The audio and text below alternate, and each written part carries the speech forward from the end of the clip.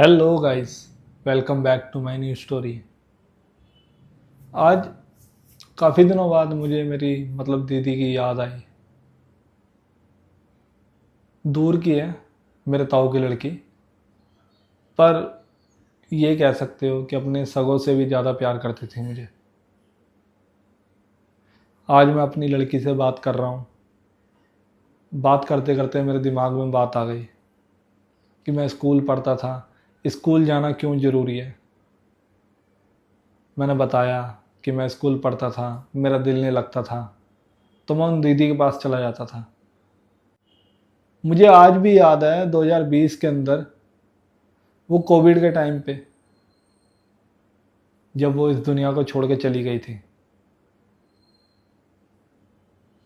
अंदर ही अंदर मैं रोता हूँ इस चीज़ को याद करके। ज़्यादा उम्र भी नहीं थी, 33-34 साल उम्र होगी उस समय, जब वो इस दुनिया को छोड़ के चली गई। मैं अपनी बच्ची को बता रहा था वो बातें कि तेरे पापा को किसने संभाला है। हालांकि मेरी बच्ची देख नहीं पाई अपनी बुआ को। हमारे पड़ोस में ही रहते हैं, थोड़ा सा आगे जाके। ताऊ जी बोलते हैं हम उन्हें, उनके पापा को। वो भी दीदी से पहले एक्सपायर हो गए थे। दीदी की कहानी बता रहा था मैं अपनी बच्ची को कि ऐसे ऐसे मैं जिद करता था, मेरी नाक बहती थी, मैं उसकी क्लास में जाके बैठ जाता था कि नहीं दीदी तू घर लेके चल। मैं पहली दूसरी क्लास का बच्चा, वो 7th 8th क्लास के बच्चे, उसकी सहेलियां तक भी बता देती थी कि तेरा भाई रो रहा है, उसको बुला ला। दीदी मुझे लेकर आती अपने साथ, अपनी क्लास में बिठाती, अपनी टीचरों से पिटती, बोलती मेरा भाई है, मैडम इसको यहीं बैठने दो। पूरा पूरा टाइम मैंने उसकी जान खानी। दीदी मुझे घर लेके चल, मेरा स्कूल में दिल नहीं लग रहा, दीदी मुझे घर लेके चल। उसके कपड़े खींचते रहना, मैं नहीं जानता, मुझे घर लेके चल। बातों बातों में आज जिक्र हो गया। काश वो दीदी होती आज जिंदा, तो मेरी बानू की हरकतें देखती, मेरी गुड़िया की, कि ये भी अपने बाप पे गई है। मेरे से बहाने मारती है मेरी लड़की, कहती है पापा कल स्कूल नहीं जाना, मम्मी को मत बताना, कुछ भी बहाना मार देना। मैं भी बहाने मारता था।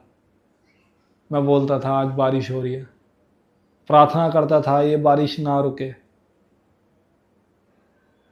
मुझे स्कूल ना जाना पड़े। पर किस्मत ऐसी खराब होती थी कि बारिश जब ही रुकती थी जब स्कूल जाने का टाइम होता था। चला जाना स्कूल, मम्मी पापा कोई भी छोड़ के आ जाता था मुझे स्कूल। उन दीदी की क्लास में पहुंच जाना,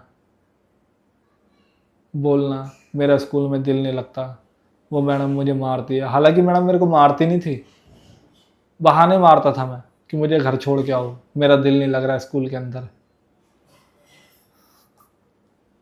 मैं उसके पीछे पड़ा रहता था, दीदी मेरा दिल नहीं लग रहा, मेरे को छोड़ के आ घर पे, मैं मर जाऊंगा यहीं पे। बेचारी का पूरा दिमाग खराब कर देता था मैं। उसकी सहेलियां भी बोलती थी तेरा भाई बहुत अच्छा है, तो इसको अपने पास ही रखा कर।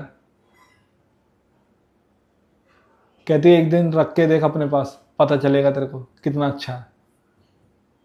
घर पे आके कंप्लेंट ही करनी है उसने, मेरे पापा को, मेरी मम्मी को बताना, चाचा जी ये तो बहुत दिमाग ख़राब करता है मेरा, चाची जी ये तो बहुत दिमाग ख़राब करता है मेरा, ये मेरे को पढ़ने नहीं देता।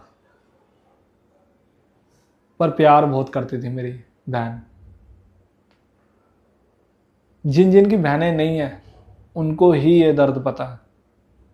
बाकी बोल लो, कोई मेरा रोस्ट कर देगा, कोई मेरा मजाक उड़ा देगा, वो बात अलग है।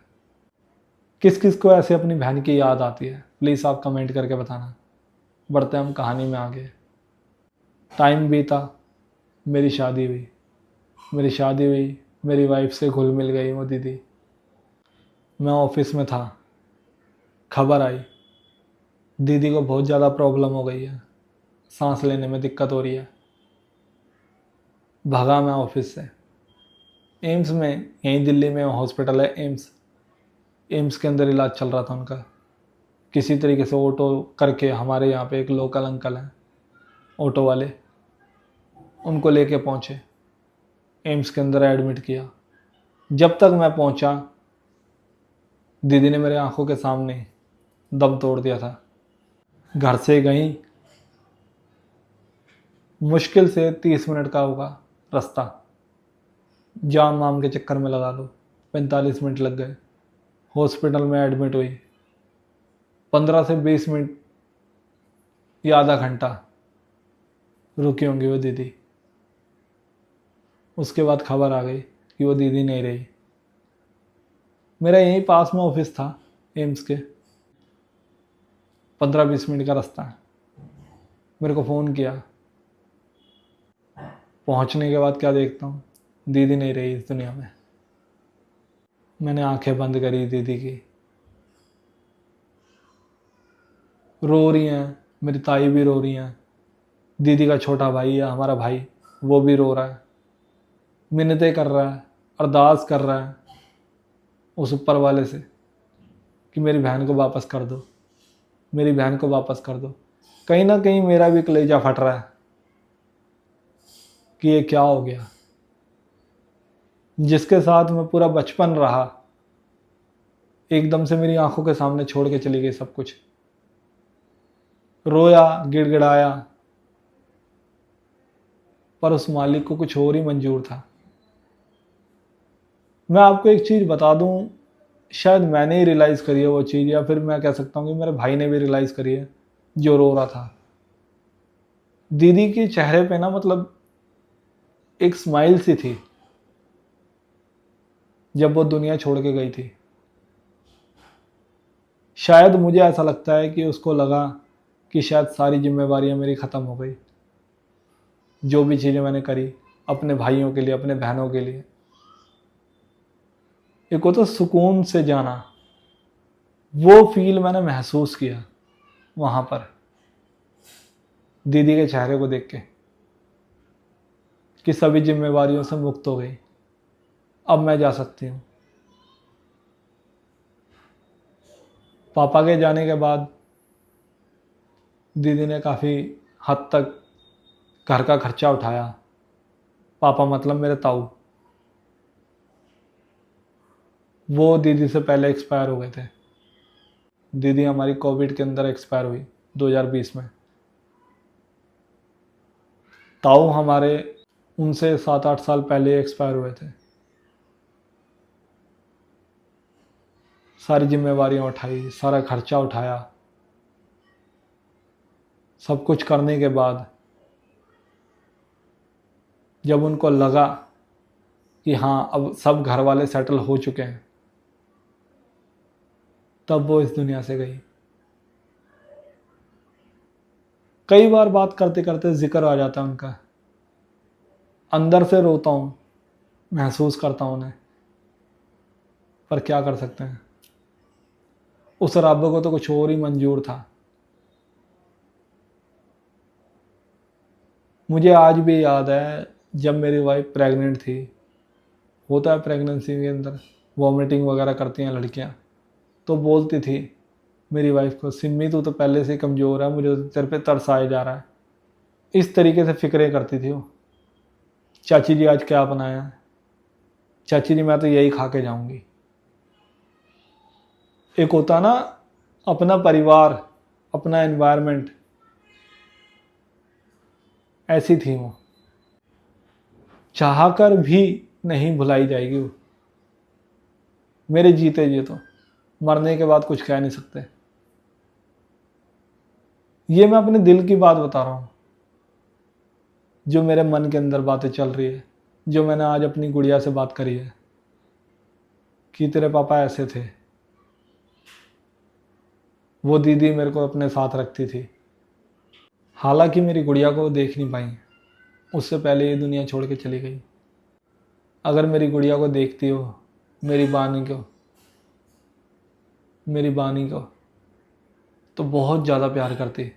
तेरे बाप को भी मैंने ही खिलाया अपने हाथों में और तू भी मेरे पास ही खेल रही है। कई बार पैसे ले लेने दीदी से, दीदी 10 रुपये दे दे, दीदी 20 रुपये दे दे, दीदी 100 रुपये दे दे, मना नहीं करती थी, गालियाँ देती थी मेरे को, कुत्ते हरामजादे मेरे पैसे कब वापस करेगा। देती थी पर प्यार से मांगता था, दे देती थी। रोने लग जाता था उसके सामने कि दीदी ये खर्चा हो गया मेरा। मना नहीं करती थी, जॉब करती थी, घर वालों को संभालती थी। मैंने पिछली वीडियो के अंदर बताया भी है कुछ किस्से अपनी दीदी के। आज ये पूरी वीडियो, पूरी स्टोरी मेरी दीदी के ऊपर है। ऐसी थी मेरी दीदी। हालांकि खून का रिश्ता नहीं है मेरा मेरी दीदी के साथ, पर अपनों से काफ़ी बढ़कर थी वो। सबके बारे में सोचती थी, ऐसी थी वो। शादी करने की उम्र थी, शादी नहीं करती थी। शायद मेरे जाने के बाद मेरे घर वालों का क्या हाल हो। बड़ी मुश्किल से रिश्ता करा भी तो उससे पहले ये खबर आ गई। सोचो उस समय मेरे ऊपर क्या बीती होगी। जब मैं एम्स हॉस्पिटल पहुंचा ही हूँ कि मेरे भाई का फ़ोन आ गया कि हैप्पी। तरह तरह के सवाल मेरे दिमाग में। सीधा मैं उसके रूम में पहुंचा जहाँ एडमिट हो रखी थी। डॉक्टर ने बोल दिया मिलना है, मिल लो अब। उस समय ऐसा कुछ सिचुएशन थी कि बिना बोले, बिना जांच पड़ताल किए बॉडी को जला दिया जा रहा था। लॉकडाउन था ना, छूने नहीं दे रहे थे। मैंने खुद अपनी बहन को अपने हाथों में पकड़ के एम्बुलेंस के अंदर बिठाया, मुर्दा घर के अंदर छोड़ के आया हूँ मैं। क्या हालत रही होगी मेरी। ऐसा लग रहा था शरीर के अंदर से ना जान निकल गई थी मेरे। वह एम्बुलेंस अगले दिन कालका जी जाके रुकी शमशान घाट, वहीं अंतिम संस्कार किया उनका। सब कुछ खत्म एक बारी में। उस मालिक ने जितनी तुम्हारी सांसें लिखी है ना, उससे ज़्यादा नहीं तुम जी सकते। चाहे तुम जिसके साथ मर्जी रहो, चाहे तुम अच्छे हो, चाहे तुम बुरे हो, चाहे तुम जितना मर्जी छल कपट कर लो। अब बस याद ही कर सकता हूँ ये अपनी बहन को, पर चाहकर भी वो वापस नहीं आ सकती मेरे पास। मैं अपनी गुड़िया के सामने बोलता वो चीज़ें कि ये थी तेरी बुआ, जिसको मैंने बहुत ज़्यादा ज़िंदगी में परेशान किया है। सबसे ज़्यादा उस बुआ को परेशान किया तेरी।